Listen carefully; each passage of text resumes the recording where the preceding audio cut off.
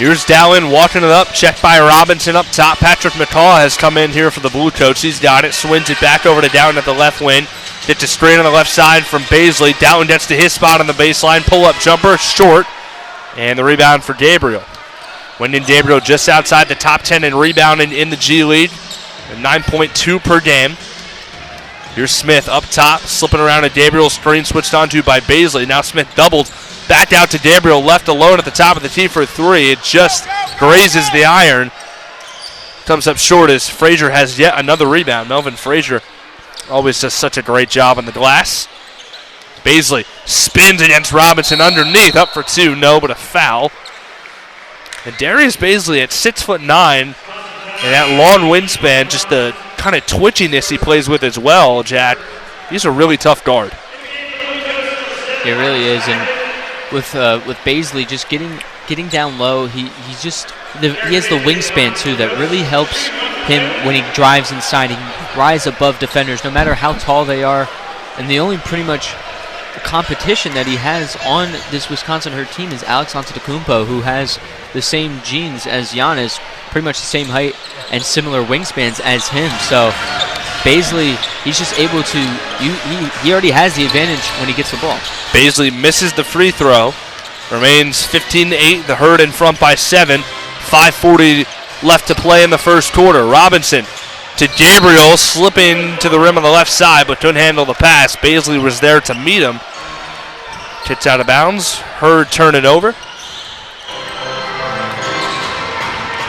And with Gabriel, when he does pick and rolls, sometimes he fades and the Blue Coats just leave him open and double the person who has the ball because they know that Gabriel's the tallest on the court. That's kind of smart to do that, but that time Gabriel rolled and it ended up in a turnover. Bagley out to McCaw in the right corner, and his 3 ball goes down. So a nice sign there. Patrick McCaw heading to 3, and it's a 15-11 game. So both McCaw and Bagley have come in here for the Blue Coats. Same 5 out there for the Herd at this point. The runner no good in the lane by Smith and pulled in on the glass by Baisley.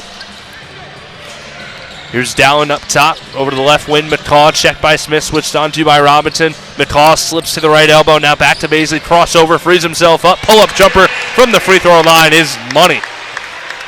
Darius Baisley out to another quick start. 8 of the Blue Coats' 13 points here. It's back to a 2-point game.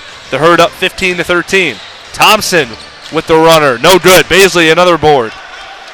And DB wants to run the floor now as he leaves it for McCaw in transition. Pull-up 3, and he got another one.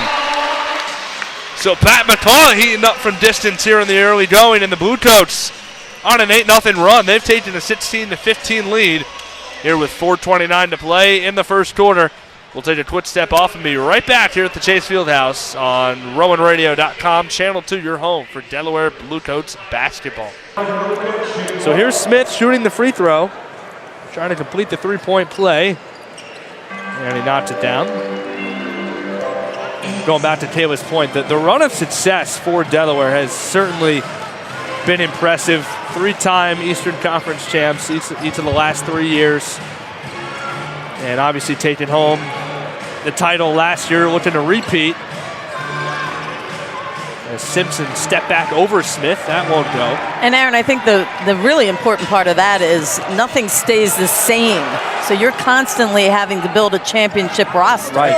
And Jameer and company have done an unbelievable job. Yeah, the turnover here in the G League from players coming in and out, to have that success over a long period of time really says a lot about the people running the organization and the culture they've built. So tip your hat to them.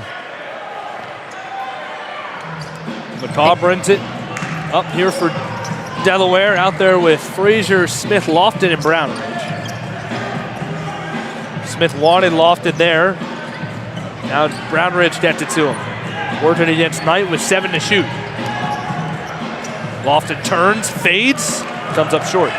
Great job by Knight, not allowing Lofton to get inside position, forcing a tough fadeaway on the baseline. That's something that we didn't see much from Lofton in the previous couple of games. Knight really making him work. Well, we got spoiled with that 43-point performance the other day. I was thinking they're doing a good job, but he does have 11 points here in this first half. Just none of them have been easy. Right. Tied at 49, just over 2 to play.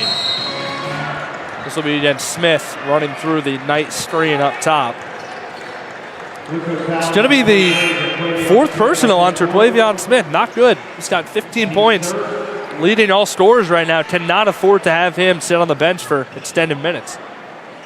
He gets tangled up here with Knight.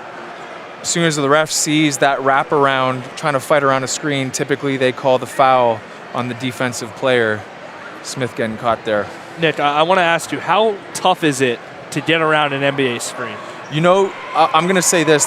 The toughest person to get around was DeAndre Jordan when he would set pin downs for J.J. Redick in L.A. And you watch DeAndre Jordan, he's got tree trunk legs. And so he would kind of present himself in a way where he was like 6 feet wide, and I had no way to kind of get around him.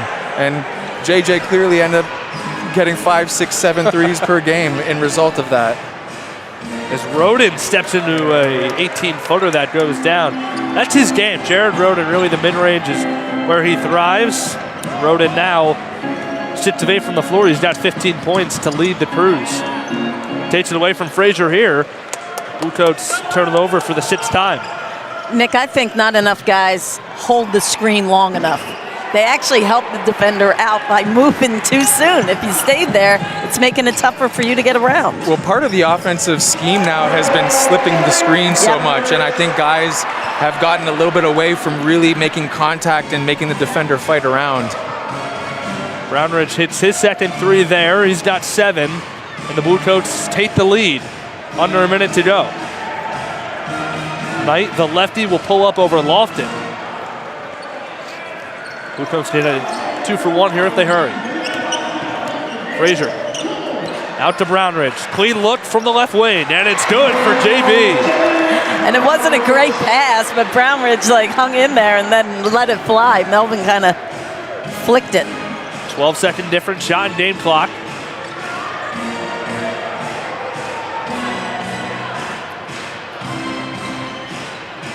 Simpson, who led the Big Ten in assists during his senior year, just under 8 a game.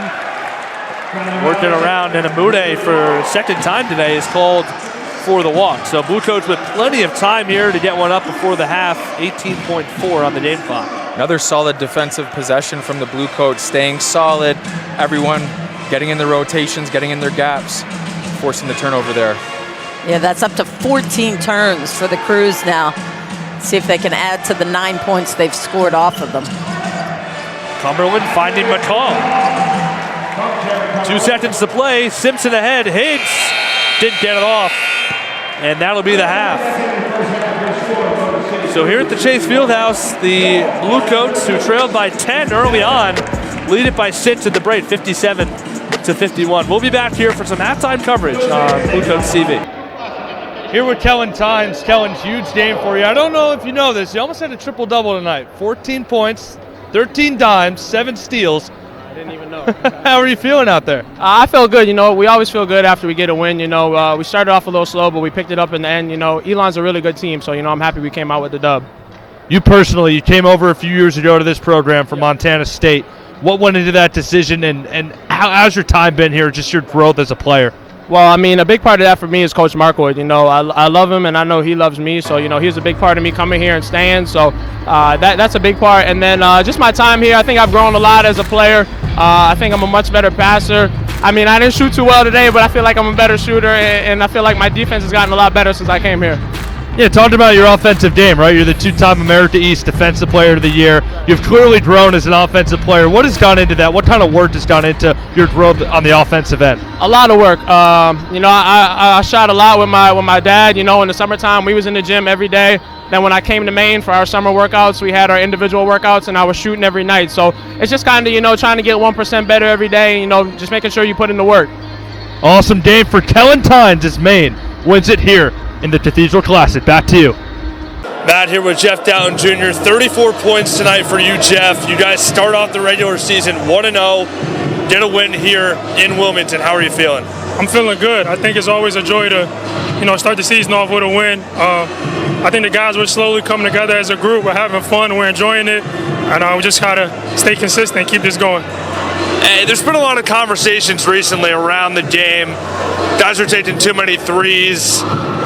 You know, you're a great three-point shooter yourself, but your mid-range game is so sweet, man. How much pride do you take in your ability to operate in that area of the floor? Yeah, no, I definitely take a lot of pride. I put in hours and hours of work trying to get to my spots, trying to be aggressive. And, you know, it just goes to show how much work you actually put in. And when you get the opportunity to step on the court and showcase it. So it's just a joy to, you know, have my teammates around me, the fans. I'm enjoying the moment right now. We're just going to keep this rolling. Well, Jeff, keep enjoying the moment, my man. 34 for you tonight. Blue Coats win it and get to 1-0 to start the regular season. Back to you, Matt. Thanks to Aaron Hook. Thanks to Jeff Doughton Jr. Guys, tonight we're seeing a pair of transfer guards, one for each team, start to get more acclimated to their new situation here in the 2024-25 season. Dylan Williams for Penn, Jared Simpson for St. Joe's. Now, Simpson is a local kid, a native of Mount Laurel, New Jersey. He comes over from Rutgers out of the Big Ten. He never quite found his stride as a Power 5 player. He's averaging just under 11 points a game for the Hawks in the early going of the year. And for Williams, it's his third school in as many years. He comes over from Triton Junior College in Illinois. He's been a steadying presence at the point guard spot for the Quakers in the early portion of this 2024-25 season. In the first 3 games of the Quakers, all 3 of them have been decided by just 1 point. Back to you, Joe. Aaron, thank you very much.